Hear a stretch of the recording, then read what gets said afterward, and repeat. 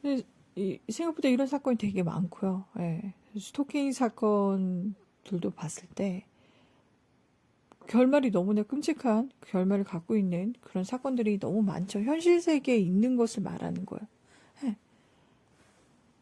아무튼 지금 제가 이 사건을 다루는 거는 되게 망상이 되게 심하다. 굉장히 심하다. 그리고 그 망상이 이렇게 보이는 것은 그 명리학에서는 고수, 중수, 하수가 있으면 하수들이 헛것을 본대요. 저는 그때 이게 이해가 안 갔거든요. 그 당시에 그 얘기를 들었을 때. 근데 지금 이렇게 저차원이 하수에 해당하는 거고 그 저차원에 대해서 에너지를 분석할 때 어떻습니까? 망상을 한단 말이죠. 네, 이게 바로 헛것을 보이는 겁니다. 망상, 헛것. 그러면 이게 이 사람이 미쳐서 막 마약을 하듯이 예, 막 세상에 무슨 예, 막 희한하게 막 연출되고 이런 게 아니라 삶을 살아가는데 혼자 자기가 힘드니까 이게 망상으로 이렇게 펼쳐지는 거예요. 망상으로 이렇게 자기가 생각을 해. 그 생각 과정에서 어떻습니까? 헛것이 보인다고 이렇게 표현을 하는데 이게 망상이에요. 이렇게 현실 세계에 있잖아요. 네. 그러면 이게 왜 이런 걸까요? 이 저차원에 빠진 어떤 사람이 너무 힘드니까 별것도 아닌 것에 막 뭔가 이렇게 자아가 이간질을 당해서 그게 망상화가 된 거예요. 그래서 이상한 일이 생기는 거죠. 이게 너무나 심하다 보면. 다 이상한 일이 생기는 건 아니지만 제가 지금까지 설명했던 거 어떻습니까? 별것도 아닌데 너무나 막 분노를 느끼거나 너무나 막 힘들어하고 이러잖아요. 보면 이게 그 저차원에 떨어져서 의식이 저차원으로 떨어져서 너무나 힘든 와중에 어떤 사건이 일어났는데 그 사건이 별것도 아닌데 이 사람에겐 너무나 크게 작용한다. 그 이유는 뭐냐? 헛것이 보이기 때문에 어떤 망상적인 자아의 이런 발동으로부터 생겨난 망상적인 그런 현상에 처해서 이런 게 발생한 것이다. 라고 설명을 제가 지금까지 드린 겁니다. 굉장히 신기하죠. 그러면 그 망상을 이렇게 읽어야지 이게 이 사건이 왜 이렇게 되는 건가 그게 나오는 거예요.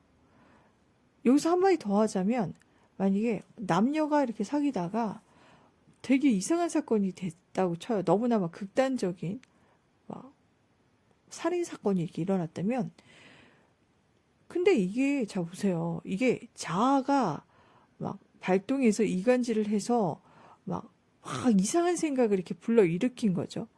그러니까 이런 극단적인 사건이 발생한 거예요.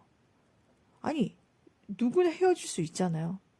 근데 그거 뭐 헤어지고 뭐 만나지 말자 뭐 이렇게 했다고 그게 그렇게 사람을 죽일 일입니까? 예? 그 왜 그런 일이 발생하는 거죠? 이게 좀 말이 안 되잖아요. 근데 그거를 다시 이렇게 제가 분석한 걸 보면 이게 자아가 발동해서 이간질이 너무나 심하다 보니까 이게 망상적인 그런 화가 돼서 망상적으로 이게 막 번지다 보니까 이게 아니 그럴 수 있는데 이게 너무나 이 사람에게는 참을 수가 없는 거예요. 날 버렸어. 막 이러면서 막 얼마 사귀지도 않은 여자를 막 극단적으로 막 공격을 한 다음에 막 살인까지 이어지는 이런 경우가 굉장히 많아요. 뭐 한 며칠 한 100일 사겨? 100일뿐이 사귀지 않았는데 헤어졌다고 그 여자 막 스토킹 해갖고 막 끈질기게 막 쫓아다니고 막 괴롭히고 아니 헤어질 수 있잖아요. 근데 그걸 왜 그렇게 사람을 스토킹을 하고 예? 괴롭히고 그럽니까? 너무 이상하지 않아요? 이게 이 말을 한 거예요 지금. 무의식의 지배를 받아서 뭘 할 가치도 없는데 예? 그걸 뭐 이상한 막 자료 수집을 해갖고 막 스토킹을 하고 막 거기에 막 그 여자 집에 들어가고 아니면 뭐 하루 왼종일 기다리고 막 이상한 짓을 하잖아요. 뭐하러 그렇게 합니까? 예? 아, 헤어지자 그러면 그냥 헤어지면 끝인데 거기서 무슨 이 여자를 끝까지 뭐 이렇게 그 왜 그러는 걸까요? 이런 에너지는 어디서 발생하는 걸까요? 무의식에서 발생하는 거예요. 무의식에서 이렇게 일어나서 저절로 막 그렇게 되는 거야. 그렇지 않으면 이게 설명이 안 돼요. 뭐 저 여자가 뭐 나쁘지 뭐 어쩌게 하고 날 버리고 아니 이게 설명이 안 돼. 버리면 좀 어때? 버림 좀 당하면 어떻습니까? 예? 뭐다 큰 성인들이 헤어지자 이거 헤어진 거지 그게 무슨 버린 거예요? 예? 애기도 아니고 그렇잖아요. 아니 사귀다가 헤어진 거지 그건 버림받은 게 아니에요. 나이 막 30 쳐먹어갖고 막 버려졌어. 저 여자가 날 버렸어. 막 이러면서 저 여자한테 막 예? 적개심 품고 아니 그게 무슨 버려진 거예요. 나이 30 나이 20, 30 쳐먹어갖고 뭘 버려져요. 그냥 헤어진 거지. 왜 그런 생각을 할까요? 그 무의식 어렸을 때 그렇게 잠재되어 있던 무의식이 이게 발동 자아의 그 이간질로 인해서 발동을 해갖고 이게 저절로 막 그렇게 되는 거예요. 이런 사건들이 되게 많습니다. 그러면 이 망상을 제가 막 풀었잖아요. 그래서 제가 말씀드렸잖아요. 아, 이거 너무 유명한 영화가 있는데 그 영화랑 너무 똑같다. 이 망상하는 게 전체적인 그 흐름하고 스토리도 너무 똑같고 예? 너무 똑같다. 그 영화가 뭐냐? 알프레드 히치콕의 사이코입니다. 와, 너무 똑같아요. 제가 말씀드렸잖아요. 이 사건에서 여자들은 관련이 없잖아요. 그래서 제외를 시켰죠. 이 사이코 영화도 마찬가지예요. 여자는 상관이 없어요. 그냥 희생자야. 희생당한 사람. 그러면 주인공은 누구냐? 예? 관련이 있는 자는 뭐냐? 이 주인공이랑 주인공의 어머니죠. 예. 그러면서 어떻게 됩니까? 그 내용 자체가 그 모텔을 운영하면서 엄마랑 아들이랑 살아가잖아요. 그러다가 어떤 여자가 모텔에 당도해서 그 여자가 이제 그렇게 희생당하고 이렇게 살인을 당하는 그런 내용인데 나중에 보니까 이게 이 주인공 남자가 역할극을 하잖아요. 망상에 빠져갖고 자기 엄마인 척을 하고 막 자기 엄마랑 똑같이 옷을 입고 막 분장을 하고 뭐 가발을 쓰고 막 이래갖고 막 자기 엄마가 죽였다 이렇게 뒤집어 씌우잖아요. 나중에 보니까 이 주인공 남자가 막 자기 엄마 역할도 하고 자기 역할도 해갖고 완전히 그 망상에 이렇게 빠져갖고 막 그렇게 한 거였잖아요. 그래서 반전이 대단하잖아요. 이 영화 되게 유명한 영화잖아요. 대충 말하면 이건데 똑같아요. 그 주인공이 망상을 하고 거기서 엄마 역도 하고 자기 역도 하고 그다음에 그 여자들은 관련이 없고 희생당하고 똑같아요. 되게 소름 끼쳐요. 그리고 그 망상을 하는 거 보면, 그러니까 그 영화에서 보면 이렇게 그 여자가 이 모텔에 당도해서 그 모텔에 이렇게 방을 배정받잖아요. 근데 그 주인공 남자의 엄마가 막 이 여자에 대해서 막 뭐라고 한단 말이야, 막. 그래서 너만 저 여자는 뭐 어떻게 뭐 만지지 못하게 해라 하면서 막 뭐라고 해요. 저 여자에 대해서 이유 없는 미움이 시작되죠. 근데 그 대사를 이렇게 보면 그냥 엄마야. 엄마가 할머니인데 엄마가 막 대사 엄마인 줄 알아. 사람들이 다 거기 속아 넘어가잖아요. 그래서 그 적개심을 막 그 여자에게 품다가 이 엄마가 나중에 그 여자가 샤워할 때 이렇게 살인을 저지르잖아요. 그래갖고 이제 막 아들이 나타나서 아니 어머니 어떻게 이런 짓을 할 수가 있어요 이러면서 그 살인 현장을 다 이렇게 은폐를 하죠. 범죄 은닉을 이렇게 해요. 그러면서 씩 웃죠. 예.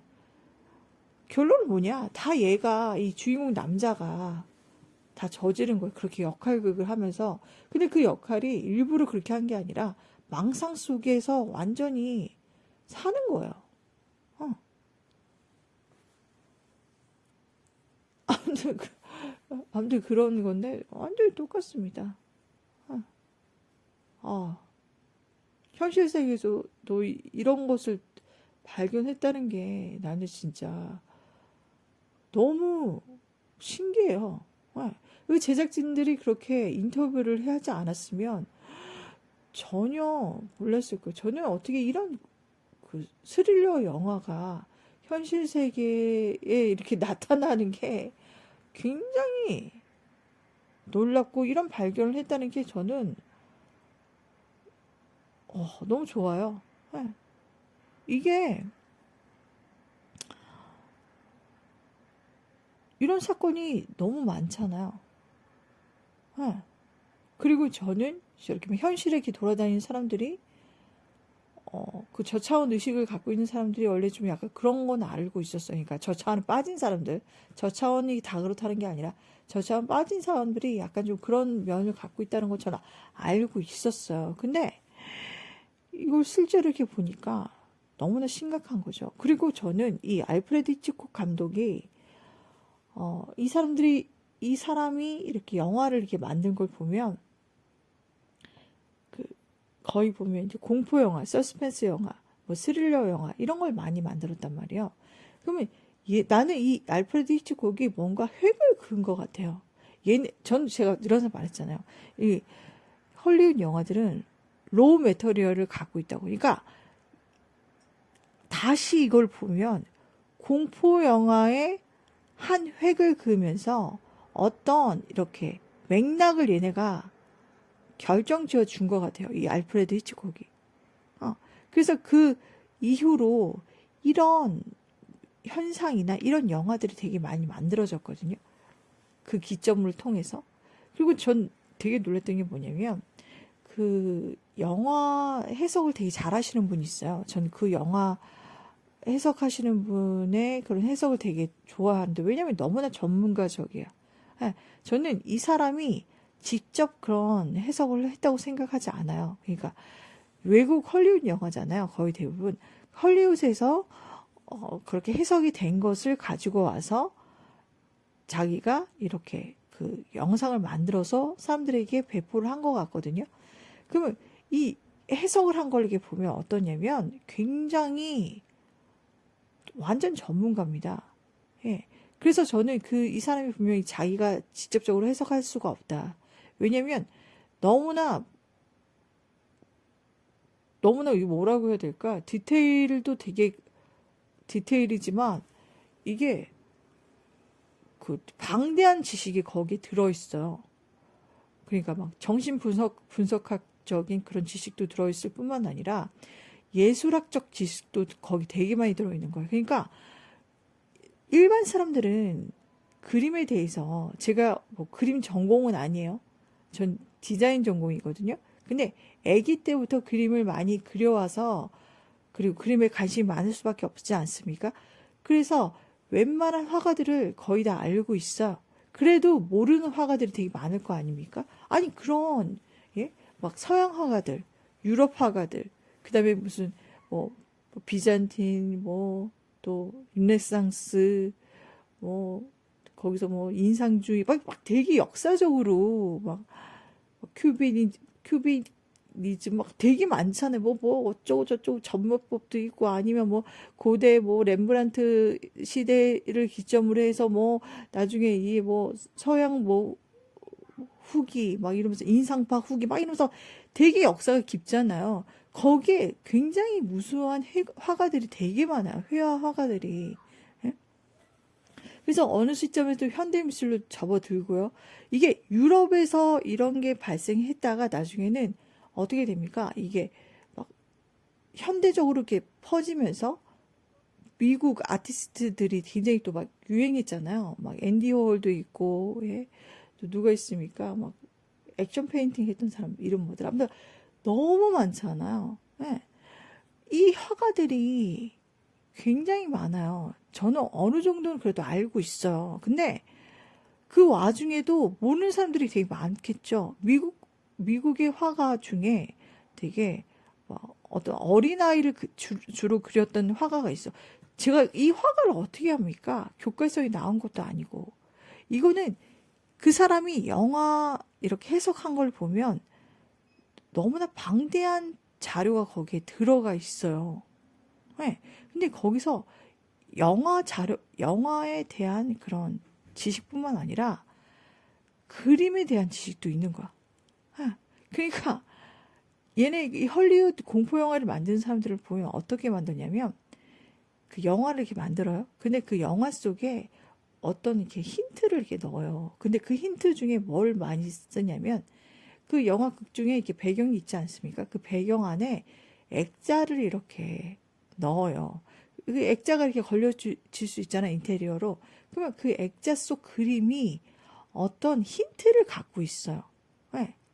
공포영화 만드는 사람들이 다 이런 그 패턴을 갖고 있거든요. 그러면 이 공포영화에 대해서 해석을 하려면 그 액자 속에 있는 그 화가에 대한 자료도 있어야 되고요.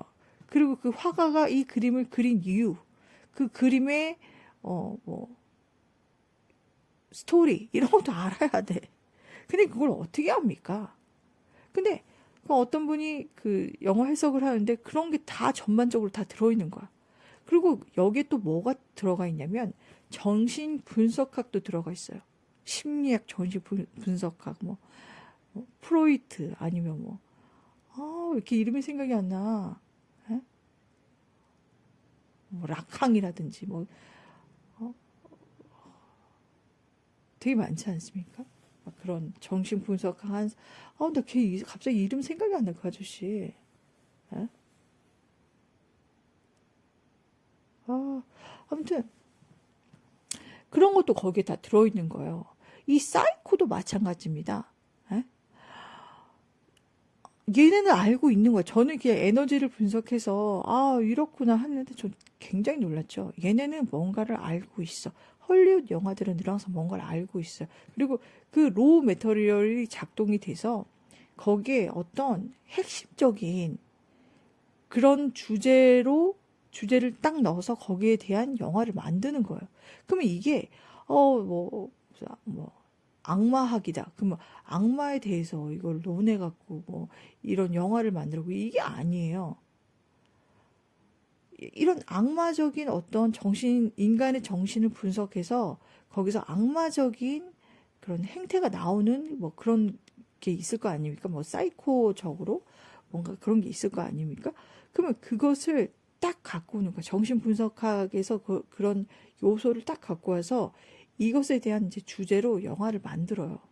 근데 너무 신기하고 되게 소름 돋는 게 뭐냐면 이 영화가 이것 때문에 되게 막 무섭고 공포를 야기하고 너무나 악마적이다.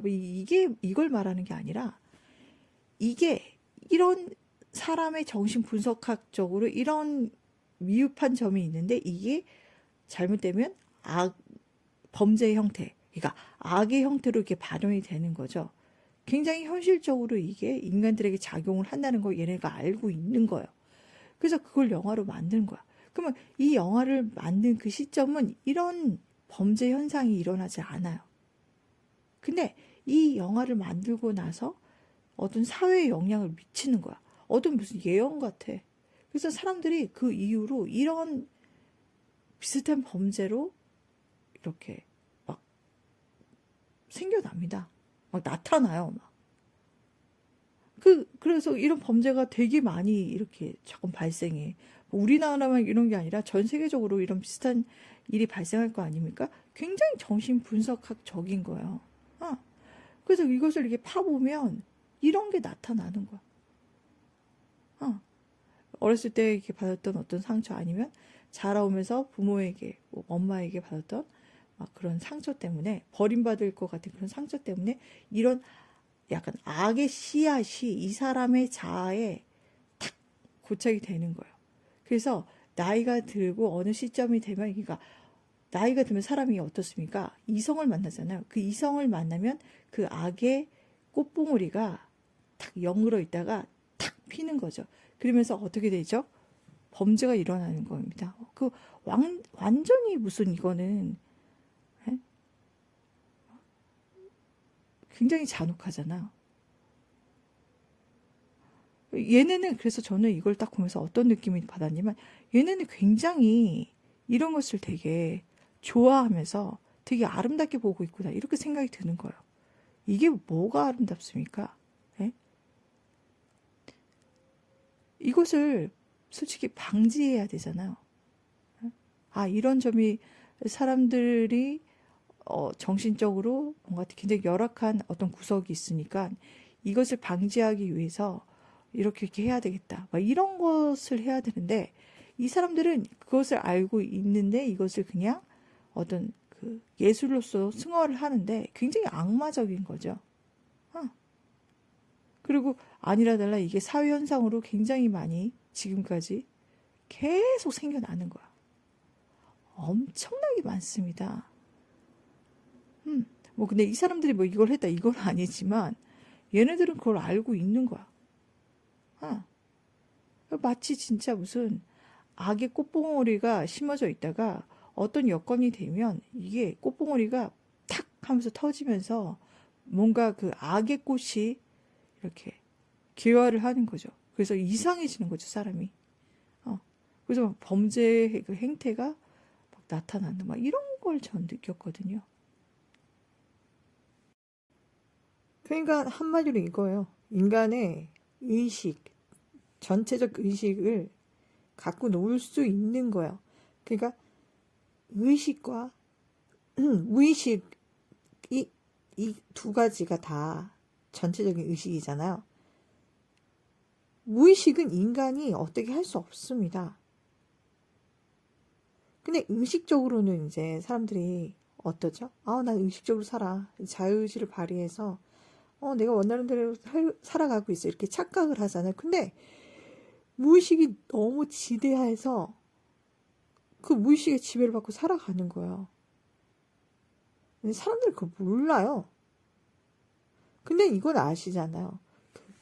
인간의 의식이 무의식이 80, 90%라면 의식은 10%, 20%뿐이 안 된다는 거 알고 계시죠? 어디서 이렇게 주워 들었잖아요. 이렇게 작용한다는 거예요. 그러면 이게 어떻습니까? 그 무의식을 알아서 이것을 이렇게 이용해. 뭐 이용을 안 한다 해도 이것을 알고 있어. 그러면서 그것을 인간의 어떤 되게 부족한 부분, 미흡한 부분, 뭐 한편으로는 굉장히 열악하잖아요. 자기가 무의식이 이렇게 형성됐는데 자기가 그것을 어떻게 하지 못하는 거예요. 그러면 그걸 그냥 방치해 둡니다. 그러면 그 사람은 무의식이 이렇게 작동을 하는 거죠.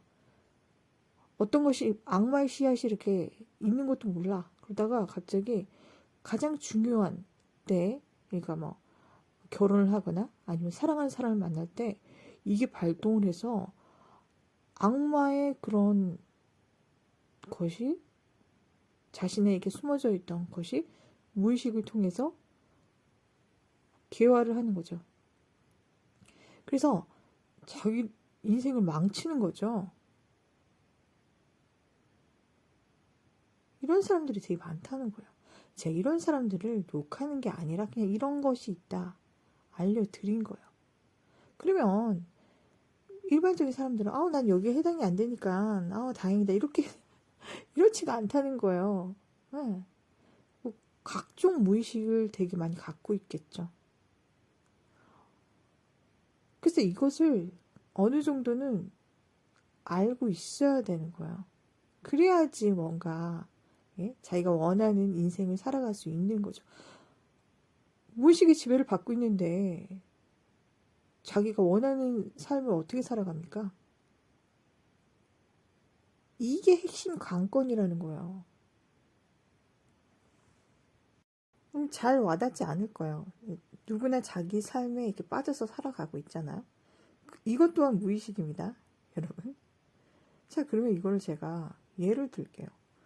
자, 트윈플레임들 여기 많이 오시잖아요. 그리고 그냥 뭐 평범하게 살아가시는 분들 되게 많이 오시잖아요. 제가 보면 트윈플레임을 얘기를 드릴게요. 어떻습니까? 그 자신의 영혼 반쪽이잖아요. 반쪽 영혼을 저 불꽃을 만나. 근데 뭔가 막 되게 막 힘들어. 그게 상처 때문에 그렇게 힘들다고 하잖아요. 그래서 만나지 못해. 심지어 말도 안 돼요. 말도 못해. 예? 너무 좋아하는데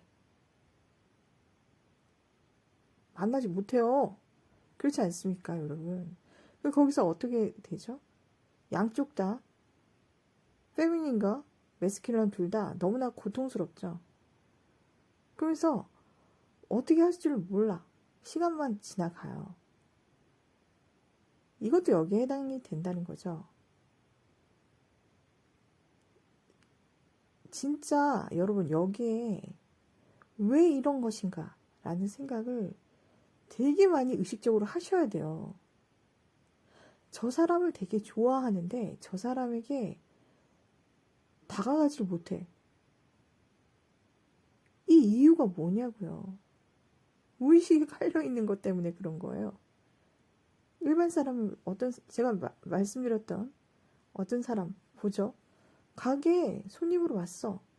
근데 그 가게 점원이 실수를 했어. 그냥 돈을 받았어. 문제될 게 없잖아요. 근데 이 사람은 그게 너무나 큰 상처예요. 그래서 막 분노에 막 이렇게 사로잡히거나 막 배반감에 이렇게 사로잡히잖아요. 이게 무의식이라는 거예요. 이해됩니까? 이해 안 되죠? 이런 걸 말하는 거예요. 이건 되게 뭐랄까 이렇게 표면적으로 되게 정확하게 드러나잖아요. 근데 이런 무의식의 작용이 표면적으로 드러나지 않는 경우도 되게 많다고요. 그냥 어떤 사람을 좋아하는데 저 사람에게 막 상처를 막 받아. 근데 저 사람은 아무것도 안 했어. 그럼 이게 이렇게 겉으로 봤을 땐 전혀 이게 드러나지가 않는단 말이에요. 근데 이걸 객관화 작업을 못해요. 이런 사람들은 자아를 들여다볼 수 없으니까. 그러면 이게 그냥 뭐 상처로 그냥 이게 남아요. 이렇게 해서 이러면서 이 상처의 에너지가 이 사람을 변형시키죠. 이상한 성격의 사람으로 변형을 시켜요. 그러니까 이게 잘못하다가 악의 씨앗이 되기도 하죠. 응? 그러면 이게 표면적으로 드러나지 않아요. 뭐 여자놈 살 거 없이 별것도 아닌데 막 상처를 받아갖고 이게 그 사람의 성격에 지대한 영향을 끼치죠. 정말 별거 아니야. 그럼 영향을 그렇게 받아 끼쳐. 그래서 이 사람의 인생이 뭔가 한풀 꺾이게 되죠. 근데 그 이유는 다시 이렇게 돌이켜보면 이유 같지 않은 이유죠. 근데 무의식에 깔린 인지 부조화적인 이런 현상들이 이 사람의 인생을 막 엎치락뒤치락 아니야, 엎치락뒤치락도 아니야. 그냥 지배하고 있어요. 제 하면서 이렇게 뭔가 에너지 흐름, 에너지 플로우나 아니면 프리퀀시 이를 이렇게 형성해서 지배하고 있다고요. 이 얼마나 중요합니까? 너무나 중요하죠. 이걸 알아차려야 돼요. 제가 열거했던 그 사람들 있잖아요. 그냥 자기가 회피를 많이 해. 늘 항상 회피해. 아니면 뭐 늘 항상 혼자만의 이렇게 생각이 갇혀서 망상적으로 사랑을 해. 아니면 이유도 없는데 저 사람이 어떤 말을 했어. 어떤 행동을 했으면 거기에 너무나 막 큰 막 상처를 받거나 아니면 큰 감정적 동요가 막 일어나. 별것도 아닌데. 이것을 간파해야 한다고요. 그래야지 자기가 원하는 삶을 살 수 있겠죠. 이것 하나 못하는데 무슨 자기가 원하는 삶을 살아갈 수 있겠습니까?